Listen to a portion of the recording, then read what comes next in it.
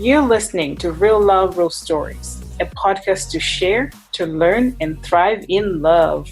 So, no matter where you are on the love continuum, this is the place to be. My name is Kanu, and I'm the host, and thank you so much for being here. Welcome to Real Love, Real Stories. I'm really excited to have you on this morning.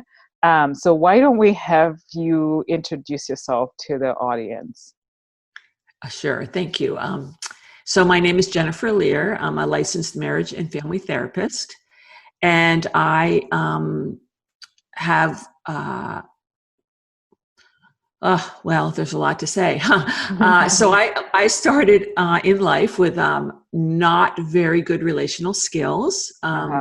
Low self-esteem, very shy, insecure, and that's because of the way I was raised. The family I was raised in had a lot of relational problems. My mother was very disconnected, probably on the autistic spectrum. My father had a lot of rage, and it was not a nurturing environment. So I went out into the world, and I didn't have skills. So my first relationship, really the first bunch of relationships were you fall in love, you have good 6 months, and then the differences start arising and nobody knows what to do with them. And it turns into a breakup at some point, and then you do I did the whole pattern over again until at some point in my life, I was like, okay, I have a problem. Something is wrong. And that's how I got into Al-Anon at that point. And then later into therapy. Actually, I did some therapy before Al-Anon, but they were all sort of mixed in. And then I did a lot of therapy. I ended up getting married, did a lot of couples therapy with my husband, my first husband. I'm in a second marriage now. And then I decided to become a therapist because I was really good at working with people. I'd already done a lot of work on myself. I understood how I was constructed. And in the process, I just somehow became more and more focused on working with couples. And then I've written a educational program called WeConcile, which is for couples to work on their relationship. I also have a book called The Magic Cake, The 7 Ingredients of a Relationship Ready Person. And that's for singles. Okay. And it's what you want to look at in yourself and what you want to look at in whoever you're considering to date or are dating. Nice. I'm really excited to have you on because, I am a therapist as well, and you're a therapist, and I never, this is the first time I'm actually having a therapist on to talk about marriage and family. And just like you, I loved working with couples when I was, working as a therapist, and now shifting my gears to working with singles. But for, I know today you're on here to talk about WeConcile and how you work with couples in reconnecting. But before we get to that, let's start by hearing, I know you started talking about how you're on your second marriage. So let's start talking about that a little bit. Just give us a short summary of what does it look like? So my marriage now is very different than my first marriage. My first marriage had a lot of conflict that wasn't resolvable.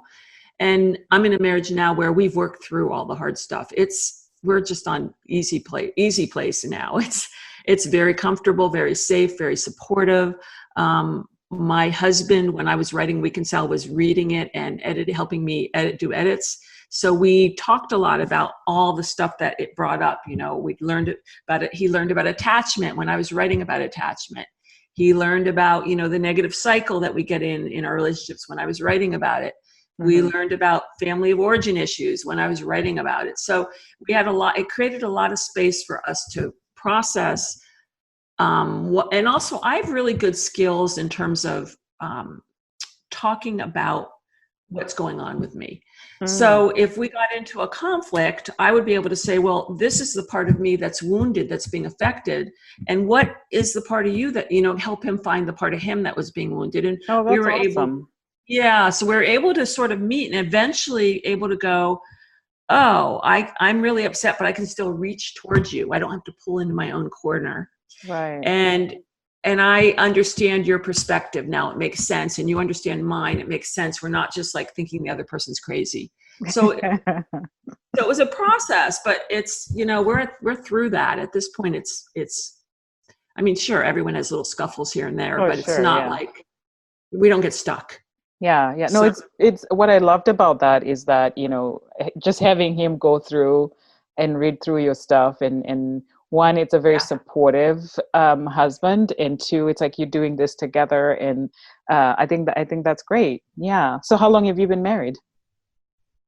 we've been married 8 years and together 12 years. So I know you're very passionate about attachment styles, attachment language. So can we talk about that a little bit? Yeah. So first of all, I did an episode where I talked about attachment styles, and how we are raised is sort of how we show up in the relationships that we end up in, Right. and understanding what your partner's attachment style is, it's very helpful. But I want to hear from you, since you are more of a subject matter expert. What is it, and how does that benefit couples, Right. or even a single person looking for love? Okay, so attachment. So if we just want to start out with what is attachment, and attachment is the mammalian need to connect and feel safe by our caregivers. Mm-hmm. And so it started with Bowlby, and then Mary Main and Ainsworth did a lot of work with this, but they did research with infants. And in the research, they learned that infants had specific ways of reacting to their caregivers according to the caregiver's behavior. Right. So if a caregiver is emotionally present, oh, you hurt yourself, I'm so sorry, what are you feeling? Really helping the child process. And that's a caregiver that the child's going to feel safe to come in, and then safe to go out and explore. Right. And then you develop someone who's capable of secure attachment, where they have a safe base. They know they don't have to cut their emotions off. They don't have to be afraid that they're going to be abandoned. Now, if you have a caregiver, or I'm going to use the word caregiver because we don't know if it's the mom or the dad or both, Right. Or a grandmother or whatever. or a foster place or whatever. Yeah. So Yeah. Mm-hmm. if imagine you're in foster care and the person just ignores you, the damage that would cause. Right. So let's suppose that you have a parent that doesn't like your feelings. So when you're an infant and you're crying because you're hungry, they get mad. Or you're an infant who, needs your diaper changed and you're fussy and they don't want to hear it. So then you have somebody who is rejecting the infant's attachment behavior. Mm-hmm. Well, what do you think is going to happen to that person? And this isn't happening once. This is happening thousands and thousands and thousands of times through the course of being an infant and a child. So the wiring we're developing as this happens, we're getting wired in a certain way. Mm-hmm. And these people get wired so that they pretend that they don't need anything because their needs were rejected. Mm-hmm. So you're going to have people who aren't in contact with their needs, with their feelings, and they're going to go out into the world and try to have relationships. Right. Well, you can already see this isn't going to go well. No. Yeah. So that's an example. Another example is, let's suppose you have a caregiver who's insensitive or uses the child for their own needs. The child is the mommy and the caregiver is the child, Mm-hmm. Well, then you have, or there are, sometimes they're present and available and sometimes they're rejected. Well, that's going to create a child and an adult who wants contact but doesn't believe they can rely on it. It's not there for them. Right. So they're going to have their own, these are all strategies that are hardwired into us, how we relate, how we've learned to relate over time. Mm-hmm. And so, so we've got the boxes and the names. I think the names are all incredibly confusing. We've got avoidant attachment, which is also called dismissive avoidant, which is also called anxious avoidant. Mm-hmm. So, we have these names, multiple names for a box. And that's why I think it's better not to it's fine to know, it's good to know the style, but right. That's not, the answer is, what did it do? What did you not receive? And how did you compensate? And what wounds or deficits are you carrying now because of that? Right. And, we go out into the world thinking, well, we're fine. But we find out once we're in a relationship that we're actually not fine because our relationship is really struggling. Yeah. So as a single person who, if somebody's single and they're looking for love, how can they use that information of attachment style to connect with people? Or is it something that you have to deal with once you're in a relationship? That's a really good question. I think a lot of it happens in a relationship, but it's Okay. good to be aware. It's good to do.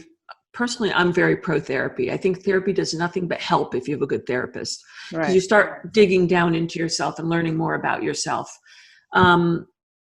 Of course, reading is really useful too. But yeah, like for example, on the adult attachment interview, which is Mm-hmm. a lot of people use that to interview and find out what's going on with people in terms of attachment. They can well, first of all, they can predict to a 75% degree accuracy what attachment style the child's going to have based on the mother's behavior, we'll say caregiver's behavior. So that already shows you the link. But once you're an adult and you're trying to deal with this, and the reason I'm bringing this up is, like, for instance, let's suppose you're someone who is disconnected from your feelings. Mm-hmm. And I've had this happen a million times. Someone walks into the therapy room. I ask them how their childhood, tell me about your childhood. Oh, I had a great childhood. Well, they didn't have a great childhood. That's the story in their head. But when you get down into the deeper work, you find out that, nobody ever comforted them when they were upset, or you learn all kinds of things that are, no, you didn't actually have a great childhood. Yes, your parents loved you. We're not going to deny that, of course. Mm-hmm. But no, your needs weren't all met. And so there are people that when they have that disconnect, I've had a great childhood, and they actually didn't. That is something that has to be unraveled. That can happen before you're in a relationship. You don't have to be in a relationship to wait till the shit hits the fan, so to speak, Mm-hmm. before you start digging into, what did I miss? What defensive strategies? One of the levels in WeConcile, it's 5 or 6, talks about how, when you were upset, who comforted you? Right. And what did you do? Did someone comfort you? Was it a parent, a grandparent, an animal, a pet? Or did you go to your room by yourself? Or did you distract yourself and pretend you didn't get hurt? Like, what did you do? Because that's still wired into you. Mm-hmm. And learning about that helps you know, oh, that's why I'm acting this way. So there's just a lot of learning that can be done before you're in a relationship. Oh, okay. So what about when you're in a relationship? How should the attachment styles play into strengthening the marriage or relationship that you're in? So I would say go online and do an attachment style quiz just to see what you are. Okay. You can do that. There's a ton of them out there. Mm-hmm.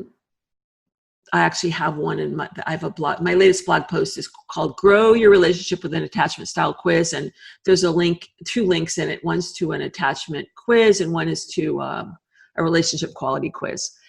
And identify it, and then so at least now. Can you hook in deeper than just knowing in your mind? That's where we get into the issue, because the stuff happens in our bodies, not just in our head. Right. And that's where you want to get into work that brings you into your feelings and into your bodies. So if you're in a relationship and it's struggling, number one, can you afford therapy? If so, find a good couples therapist and get some therapy. If you can't afford therapy, do a program like WeConcile. Okay. Make the time, because this is all changeable. We rewire. Right. So we have to know that, that you're not stuck. You're just, and it's always, it's you. No, it's you. It's the finger pointing game where the partners always think it's the other one. It's co-created, and you really have to get in there and see what each of them is doing. So we covered a little bit about attachment style. Mm-hmm. And I heard you say earlier, attachment language. Can you tell us what that is and how we can use it in relationships? Yes. So attachment language is what I call attachment language. I don't know what other people call it. It's really learning how to get down into your vulnerable needs and feelings. So and I mentioned a little bit about it, but I think we should go into it a little deeper. If you are stuck in your relationship, you probably aren't having vulnerable communications. You're probably talking, arguing about money, sex, relatives, how you're parenting. There's probably, conflicts around the content Mm-hmm. of the problem, but you're not able to get to the place generally where it's more vulnerable. Okay, I probably should give an example of a couple. I think that's the best way to demonstrate. So I can think of a specific couple, and he was a withdrawer. Mm. He, would go off into the garage or go out or whatever, and she was like a train going after him. Like when they had a fight. Yes. Mm. And even when they didn't have a fight, this dynamic was present to some degree. She was high anxiety, and she just went after him. Where are you? Why aren't you here? I mean, and he just went back further. So that she was, pushing him away. Not that he Right. wasn't already too far away. I mean, there's a reason she was pushing. Mm-hmm. So the work with that couple, some of the work was getting her to slow down. So why is she yelling and screaming? What's going on inside her? She's being abandoned. She feels he doesn't love her. She is in enormous pain. He doesn't pick up responsibility and she has to do it all. And she's furious at him. Mm-hmm. And, I would have been furious at him too. So when you start unpacking, so you didn't get her to start slowing down. And instead of yelling and screaming, she starts crying because she starts realizing how hurt she is, how abandoned she feels. Well, he sees that, and then he starts feeling like, oh, there's a real person there. It's not just this crazy woman chasing me. There's a real person there who needs me. Now, when we start working with him, we're going to find out, well, first of all, he had a hidden addiction. So he was someone who he checked out his way. And this is previous to her. This is a behavior that went way, way, way back where he checked out. Okay. And that came up later. But meanwhile, we were still doing the work with him. And he, when we got him to look at why, what's going on when you're pulling away, what's it feel like? Why can't you move close? He's scared of her. He doesn't feel he measures up to her. He can never be good enough or do it right. He had all these feelings that he wasn't conscious of. So you had to get him into those feelings. And then they could start talking. And he would say, I want to be there for you. And she would say, oh, that feels so good when you say that. And they would start connecting. And it would build, that's how, so they started using language as they got connected into their bodies and what they were feeling. Mm-hmm. They were able to start using language, which is, I'm so afraid when you abandon me, I need to know that you're here and that you have my back. Or he would say, I need to know I'm enough for you. I need to know that you accept me as I am and that I'm not a project. And so this language and these words and this conversation couldn't happen when he was going off to the garage and she was chasing after him like a train. There was no room for it. I see. So that's how you start doing that. Oh, okay. So just to give context, a little more context to that couple, I know you can't share like everything about them. Just, I know that. But so you said the guy had a hidden addiction? Yes. What was the addiction? I don't remember exactly what it was. It was a drug. Okay. So drugs. It was a drug, and he did go into a rehab, and okay. And they did continue working on their relationship, and but that would be so you can only do so much work until you address something like that. And so some work was done before that, but more work had to be done after that. Right. So hearing that example, which I appreciate, I love examples and I know my audience will too, but hearing an example like that, just based on that example you shared, is it then safe to assume that attachment language is really when two people are fighting in a relationship and working with them to actually end up verbalizing whatever it is that is happening that is making them be avoidant, or that whatever attachment that the lady had, and working through actually saying how they feel and then working through whatever the problem is. Is that about right? Yeah, yes. Yeah, it's getting them to connect with and vulnerably verbalize their Mm-hmm. attachment needs and fears. Okay. Yeah, Okay. Okay. And yeah. so I mean, I don't know how long that was that you worked with them. Are they doing well now? What was the end result of? I'm not in contact with them right now, so I'm not sure. But they certainly both grew a lot and changed a lot. And when I stopped working with them, they were together. So yeah.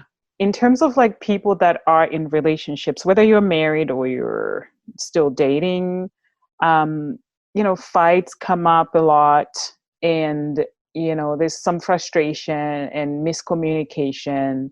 Um, like, do you feel like attachment language, attachment styles, and I know you can't speak for every problem out there, but do you feel like, to me, that sounds like that's the foundation really of at least getting your relationship on an upward trajectory? It Do you find that to be true? it is one of the foundations. It's really a group of things that have to happen. You do have to go into your history and look at how you were impacted.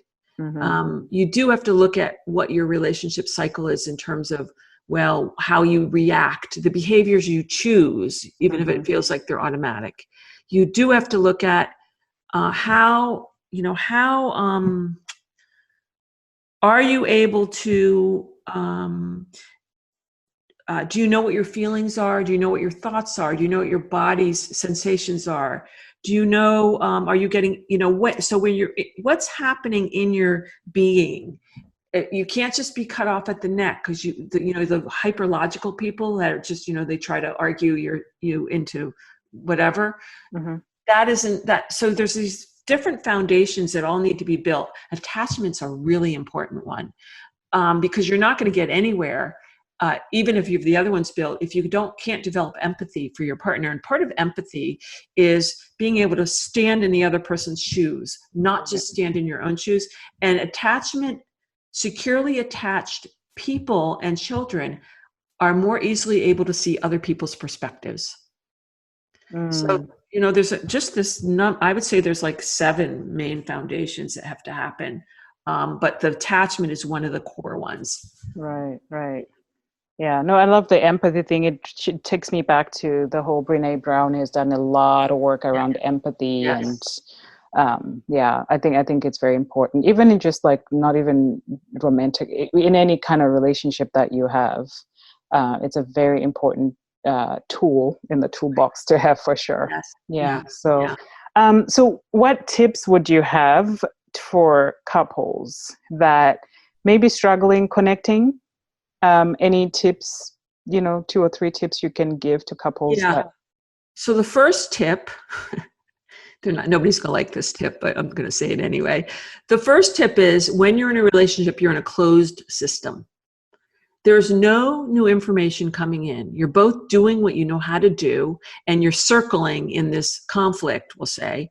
And there's nothing new coming in to change the pattern. So you Mm-hmm. have to change it from a closed system to an open system, whether that is taking a workshop, reading a book, doing an online relational course, getting a therapist. You have to open the system. Mm, You can't stay in a closed system and expect things to change. There's no right. way. You're both doing what you know how to do, because that's what you know how to do, and this is where you are. So that's the first tip. Open the system. Mm, Read a book, do a couples workshop, get a therapist, do a relationship online program, do something. Open right. this, get new information in. That'd be the first tip. The second tip is to know that relationship conflicts are a door. They feel horrible and they can destroy your relationship, but it's also a door into transformation and greater possibility, Mm, because you can rebuild a relationship. You can both do what it takes to create a different relationship. So it's normal. Conflict's normal.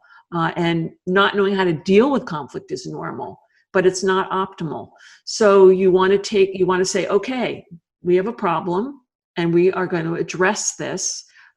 This is normal what we're going through, but we have the power to change who we are. So it's not just necessarily dumping your partner and finding a new one. There are cases where that works, but generally second and third marriages have lower success rates than first marriages.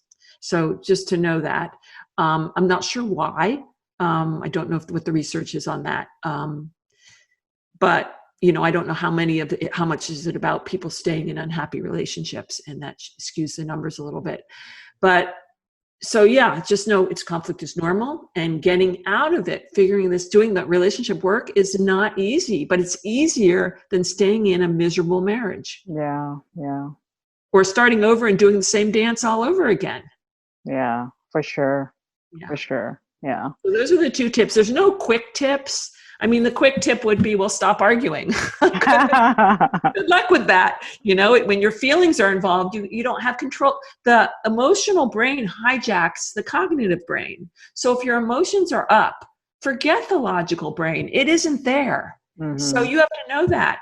You've got to, that's why you have to work with just the emotional part and the cognitive part. Right. It just reminded me of the times that we're in right now, of a lot of people working home together and not going into the office, and all of a sudden couples who, seemed to work because they had the opposite schedules and they saw each other for, a few hours per week, right, per month. And now all of a sudden they're in the house 24/7 together. Any thoughts about that? Yeah, I think it brings up a lot of conflict. I mean, my husband and I both work from home. We're both around each other a lot. So it's great, but we have a worked out relationship. Other people are going to find they may find that they have a need to spend a certain amount of time by themselves, mm-hmm. and they have to negotiate with their partner. Hey, this isn't about you. I'm just someone who needs a certain amount of time where I don't have to think about the other person. I can just be me. Mm-hmm. So there's that kind of stuff. And then of course there's stressors. We don't have a job, or we're afraid, or what are we going to do about our kids, or we're homeschooling and we're not good at it, or there's all these stressors that are going to raise tension also. And so knowing that this is a stressful time and you want your partner to be your friend, and find ways to talk to your partner as if he or she is a friend, and that you can find solutions to what you're experiencing. Right. Yeah. Well, thank you. So how can people connect with you if they want to connect with you? You can go to www.WeConcile.com. You can also go to my blog.WeConcile.com, and I write a lot of articles on relationships and how to help people with different aspects, whether it's depression or sex, I write a lot to help people. There's a quiz, the WeConcile Quality Quiz, Relationship Quality Quiz, is at WeConcile.com/quiz. And it's a 10-question quiz, and it will tell you how you're doing in 6 categories: conflict, hope, connection in your relationship. And the quiz is a good way to that's sort of through, and I have a regular website, JenniferLehr.mft.com. Is my regular website, where I have a personal blog and a healing tips blog, the healing tips blog is a little bit more for individuals. So anyway, I have a lot of stuff out there. You can find me. I would start at WeConcile.com. And, okay. And WeConcile is WeConcile.com. That's right. Yeah. It's like reconcile, but it's WeConcile. WeConcile. Yeah. I like that.